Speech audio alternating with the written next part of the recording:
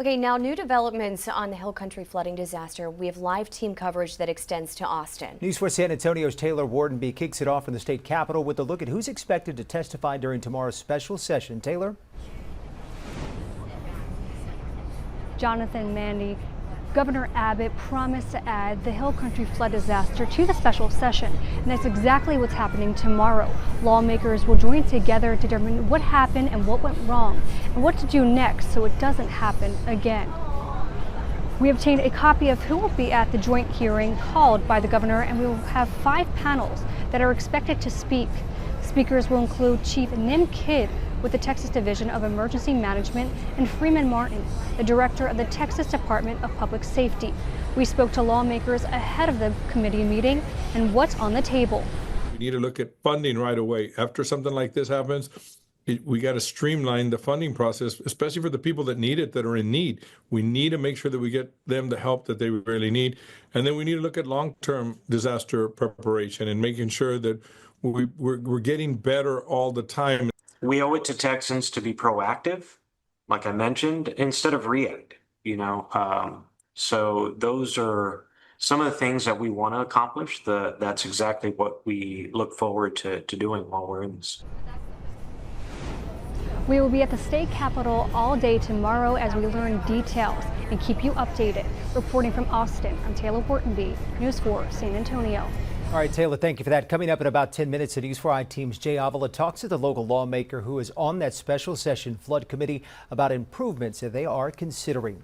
The Texas legislature actually passed a bill back in 2019 to address the flood alert system issue, but it was vetoed by Governor Greg Abbott. News 4 San Antonio's Matt Roy continues our team coverage in the studio now. Matt, a lot of people want to know, why was it vetoed?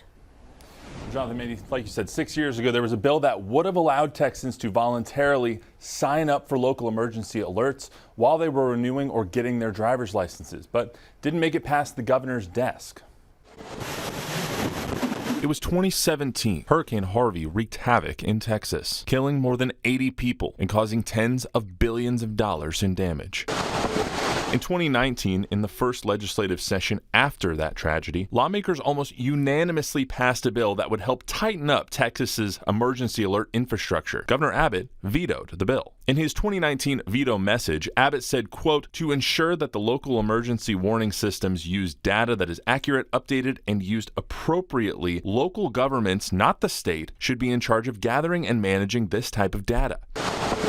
According to political scientist John Taylor, it's unusual for a governor to veto a bill that has as much support as this one did from lawmakers. He made the argument based on, on privacy, based on the argument that local governments could handle this stuff. Well, as we saw on July 4th, that's not the case.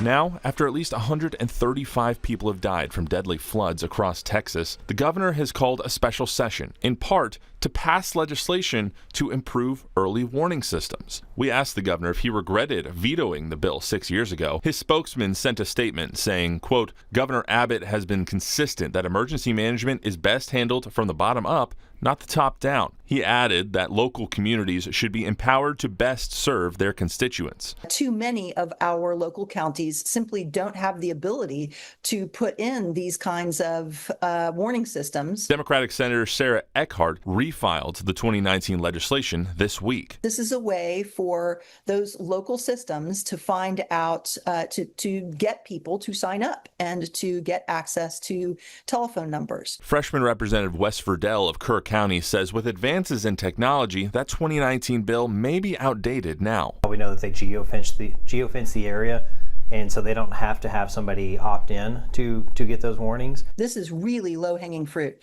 If we've got to get serious here, and we've got to do it immediately.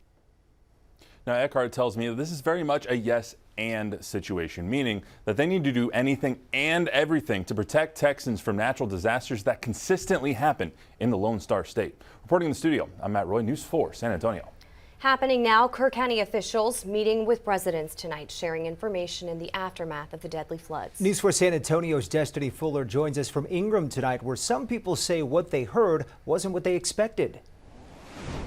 People we spoke to say they're tired. They're dealing with larger than life problems and they're just looking for help. And while some of them say that tonight's information was helpful, it wasn't exactly what they were looking for. Tonight's flood informational meeting is one of what's supposed to be many meetings for those affected by the deadly July 4th floods. Many people coming from across the county expecting to hear from FEMA officials. This was a monster tsunami that ripped through our community. It's an inland tsunami. Before the meeting, officials made a correction, saying FEMA employees weren't on the panel. Instead, people heard from officials with the Texas Water Development Board, or TWDB. But we're all really exhausted from surviving the flood and trying to navigate all the agencies. And some of the stuff they're talking about, we can look at through flyers or websites.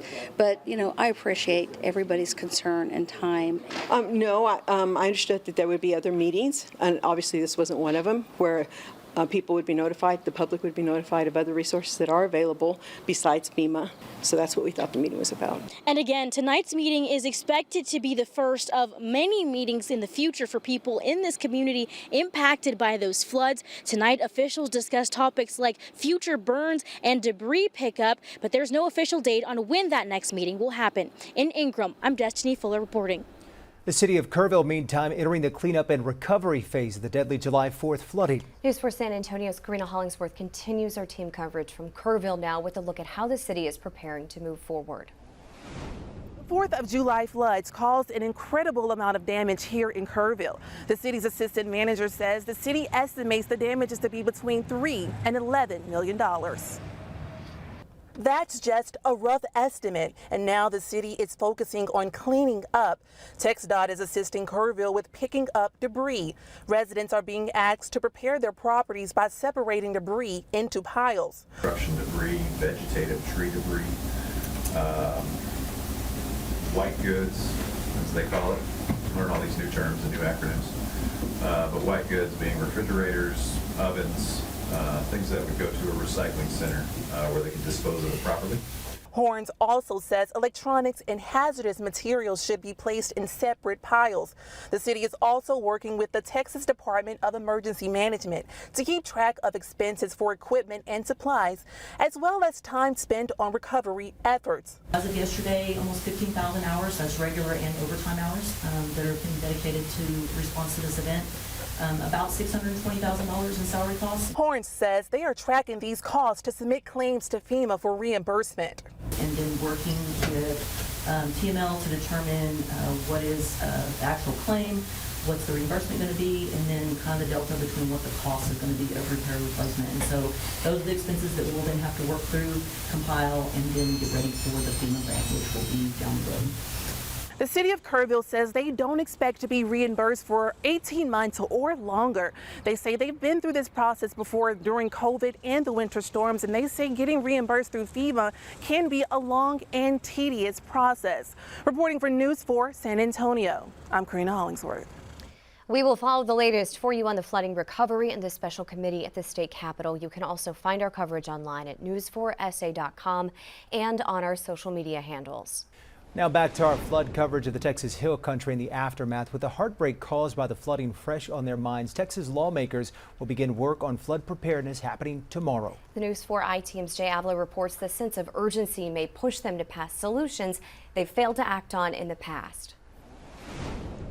Governor Greg Abbott and Lieutenant Governor Dan Patrick promised people in Kerr County to devote part of the special session to improving flood warnings and flood response. That will include a meeting next week in Kurville to hear from those who've lost so much. When President Trump visited Kerr County a week after the devastating flood, well, this is a tough one. Texas lawmakers pledged to include the impacted communities in the special session. We're going to have a hearing in this room so that the residents and the people in this area don't have to come to Austin. We're going to come to them, and we'll stay here as long as it takes to hear their stories and their needs and their wants. Governor Abbott wants lawmakers to focus on 4 areas: flood warning systems, flood emergency communications, relief funding for the Hill Country, and natural disaster preparation and recovery. We need to assess the failures, but in through the lens of how do we make things better? State Senator Jose Menendez is on the committee that will look for ways to warn people in areas vulnerable to flooding. He says they intend to learn from the painful lessons in Kerr County. The people who received the emergency text messages, some folks ignored them. Some people were allowed to build in the floodplain. Flood alerts that many communities send out by text, robocall, or email can work well in densely populated areas like San Antonio, where our system is called Alert SA. But people have to sign up for them, and there's the chance some people would ignore them if they're used too frequently. As we've reported, some communities like New Braunfels and Comfort are using tornado sirens to warn campers, tubers, and residents about flood danger. The sirens make more sense in remote areas where people may not have good cell phone service. Sirens can be a part of it, but we have to get the message out about what's happening. In my opinion, sirens alone may or may not be good enough. Lawmakers will also consider legislation to provide more relief funding for the Hill Country, where an early estimate of property loss is already at $200 million. For the News 4i team, I'm Jay Avila.